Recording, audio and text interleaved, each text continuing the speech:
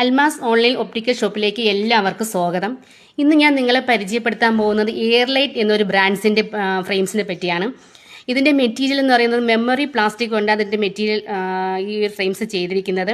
ഇതിന്റെ സൈസ് എന്ന് പറയുന്നത് 51 ആണ്. ഇതൊരു ലേഡീസ് ടൈപ്പ് ഫ്രെയിമാണ്. ലേഡീസാണ് ഇത് കൂടുതലും യൂസ് ചെയ്യുന്നത്.